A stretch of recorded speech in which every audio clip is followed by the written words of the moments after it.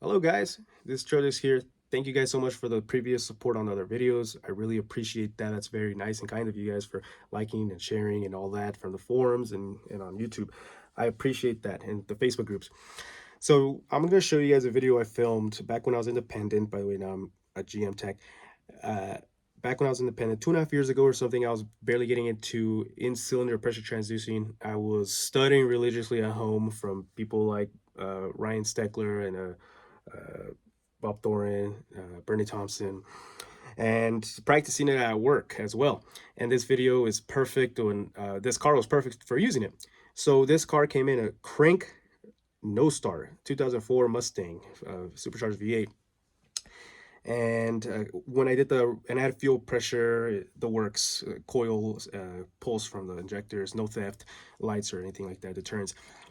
But it was still cranking no start. Okay.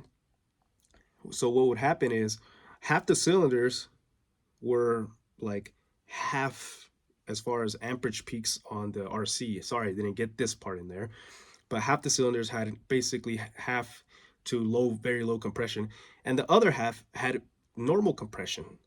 So obviously one bank timing fault. I believe the driver's is faulty and the passengers was the good side. The timing was good on that side. So I'm going to show you guys the first clip of me on the good side, the passenger side, how that waveform looked in the in-cylinder using the ATS scope and its transducer by ATS, Bernie Thompson's company.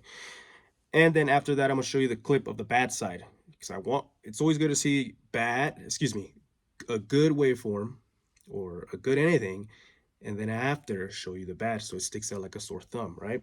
So let me go ahead and roll this clip and then I'll explain a little bit of it and then we'll move on to the bad. Went ahead and put it on the correct side, on the spark plug next to it, just to confirm that this bank is good. So I'm not just looking at one cylinder, I'm gonna look at two now. So I went ahead and cranked it, I got the cursors. Let me go ahead and zoom in actually. There you go. Let me get the cursor. Okay, cursors. Put it in the middle as much as possible. Mark camshaft. And it's good. See? Right between 30 and 50 degrees that pocket's at. All right, so this is not the best quality, not the best way to film the video here, guys, for you, but until I can learn better editing, I guess we'll do with this. So I'm gonna overlay this in the video, quick little hold on that. So basically what I'm talking about is right here on a non-VVT or non-VVT activated system, you're supposed to have your exhaust pocket about here at that before TDC 30 to 50, which is about there. So this is the known good side like we just saw right now, guys. So our exhaust valve is on time and working as designed in this case. So that's what I'm talking about here. And this is a cranking waveform, by the way, guys. So that's why and a closed throttle. That's why we don't have a big vacuum here in the intake stroke. So that's what I mean here. And when we go to the bad side, you'll see exactly what I mean. All right, So we're gonna get our adapter, our hose, adapter, however you want to call it. We'll put her in there. I tested this one first. Now we're just gonna test the one next to it. Why the hell not? Which one? Oh yeah. I'm gonna go ahead and slap this in there. Make sure there's nothing crazy. It's gonna, electrically shock my $300 transducer there. Okay, I think we're good. Let's go ahead and crank this B. So that's our old stuff. Hopefully, hopefully I have enough juice in the thingamajig to get this going. So let's go ahead and crank her up. you definitely want to crank it for about 6 to 8 seconds. In this case, I did have a weak battery. It did suffice, but you definitely want to crank it for 6 to 8 seconds to get a good waveform. And it's also doing this really weird thing too, where it has this large spike right here.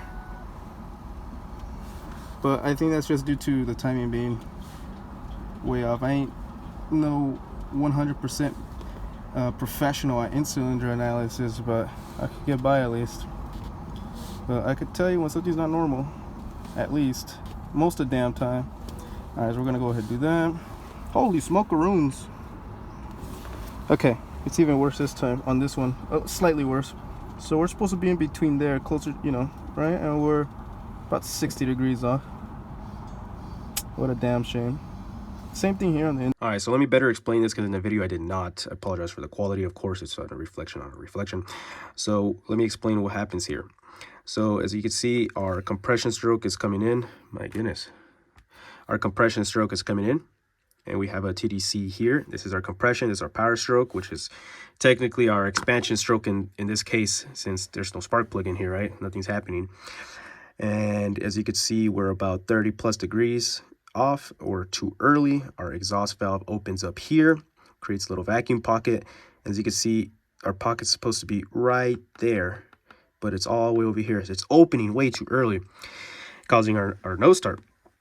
So basically what's going to go on here is we're coming down to bottom dead center here. Okay, this is it. This is atmospheric pressure, and we're going to start going up now. Top dead center exhaust stroke.